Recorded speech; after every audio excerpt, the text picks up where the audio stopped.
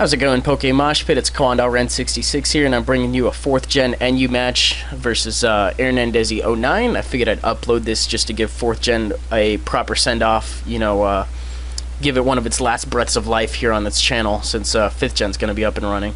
But hope you guys enjoy anyway. So we have an NU match, as I said. He's going to lead with an Electrode. I led with a Sharpedo.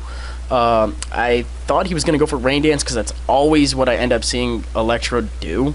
But he just goes for the T-Bolt right off the bat, doesn't try to go any other route with that. And I was going to go for the Earthquake, but I just ended up taking that. So, really stupid play on my behalf. I should have just sent out Ampharos one turn sooner, would have still had a Sharpedo. But, looking at it, since he's not setting up Rain Dance, and, I haven't really touched him, I can just go ahead and assume Sash. So, Focus Blast is probably going to be a 2-hit KO. And, although I'm poisoned, I should be switching out to something else, just to try to take the Thunderbolt or the Toxic. If I had a Nido Queen or Nido King here, that would work wonders, but I don't. So I can just stay in here. This is the next best thing. And as long as I have a sub up by the time I KO this Electrode, I guess I'll get out of this matchup somewhat good. So Electrode's down, my Sharpedo's down, scores more or less the same. He's got me poisoned, so he's got a little bit of a leg up here. He brings in a Furret, and I'm really glad I have the sub up, because this means that he can't switcheroo me if he is choice in some way, but he's going to go for the U-turn to break the sub as well, since I'm low on HP on it from taking a T-Bolt. And he goes out to Haunter also to bait me into going for a Focus Blast. So that was a good move as well, both breaking the sub and getting his Haunter in safely, so probably going to be one of the better plays you'll see. Also racks up a poison damage as well to make sure that this Shadow Ball is a sure kill. I don't know what kind of Haunter this is. I was assuming Life Orb at the time, but after I bring in this Wigglytuff, I'm thinking it's choice as well, because he switches out, goes to his Furret, while I go for the T-Wave. I saw Haunter, and I saw Furret, and I know both of those are fast, and I will benefit from having them paralyzed, so I have no problem with that at all. Gonna go for the Seismic Toss on this Furret while it's paralyzed, and he goes for the Brick Break. I do have Reflect on this, and I think I'm max HP, decent amount in Spec D, and a little bit in physical defense. I'm not 100%. I made this Wigglytuff a decent amount of time ago. But going for the Reflect at this point would be a waste, because you can just break it with Brick Break. So I might as well just start trying to Seismic Toss. And I have Wish, which I should have done on this turn, thinking about it. I wasn't really too sure about damage, but he does get the Cute Charm. So he has Paratraction going, and I feel very sorry for him, because Infatuation is one of those things that can really screw you over. And on top of that, with T-Wave, good luck getting a hit through, to be honest. So I went for the Wish on the last turn, and if he doesn't hit me, then we're good to go. And he gets both of them. He got the Attraction last turn and the Paralysis this turn, while I get my Wish up. So you saw it here first, MoshPit. Wigglytuff is actually good for doing something, provided your opponent isn't some beast of a Pokemon, something pink like it. It can handle other pink things, I guess. But don't expect it to handle anything like this Dodrio, especially because I don't have the Reflect up.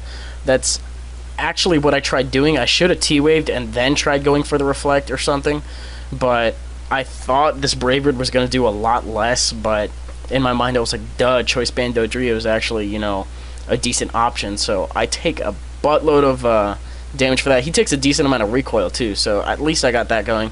And I do have the Reflect going, so whatever else I bring in will also benefit from it for the next couple of turns. So I bring in my Dunsparce, and I brought a lot of weird pokes to this match, because, it was the live stream, and I was tired of just doing standard matches and stuff. And he asked for an NU, and I was like, alright, I'll just bring a bunch of weird stuff, and we'll see how it goes. We'll try to have fun with it. And it's turning out pretty good. So I mean, look at it, I'm using a Dunsparce. So I get the T-Wave off, and I know anything I hit it with is going to be good to go, so I just go for the Stab Headbutt. It doesn't really matter. This is a para-flinching thing. It's kind of like Togekiss, but with dinky wings and without the ground resistance. So he's going to go for the Flare Blitz with Rapidash. Because I have the Reflect up, I should be able to take it okay. It would probably do around all of my health, but I live with 19. Managed to get the T-Wave off, and this T-Wave on Rapidash actually happens to be one of the better things that I could have done for the rest of my team, assuming I don't end up living this. But he switches out, goes to Haunter, I guess expecting a Headbutt, but I also have the Rock Slide there for flinching purposes, and because of that I'm not gonna lie, I actually didn't predict Haunter switching in. I just wanted super effective damage, but I get half health gone on it. He's gonna take me out with a Sludge Bomb, but you know, that's okay too, because I can bring something else in safely, and his Rapidash is paralyzed and everything. I'm thinking he's Choice Specs at this point because he switches out to Rapidash while I sub. He was probably expecting a Sucker Punch as well. But because of those two being choiced and this is paralyzed as well, I'm able to get up a free Swords Dance, which, as you're going to see, is going to do some good stuff for the rest of my team. He's going to get hit with the recoil, all that, and I'm just going to Sucker Punch. I don't know what else he could have gone for. I don't know what kind of Rapidash this is. Maybe Hypnosis, maybe Agility since my sub is down. But, yeah, take it out. We're good to go. And he brings in a Charizard, and I don't know what non-attacking move Charizard would do on me, so I felt pretty safe going for the Sucker Punch. I had +2 of them. I'm not just going to waste it, and I think I have 1 or 2 other Pokemon as well. So we're good to go. And he brings in Haunter, and I don't think this Haunter has any other support moves either, because I think it's Choice Specs. So Sucker Punch all 3 of his things, and that's going to be the game, guys. If you enjoyed it, go ahead and rate, comment, sub, do your thing. Make sure you guys remember that 4th gen is still around, despite 5th gen being released. There's nothing wrong with this generation. I personally enjoy both of them just fine. And that's going to be it, you know. Just come back, give your 4th gen some love and all that. And I'll catch you guys later. Peace.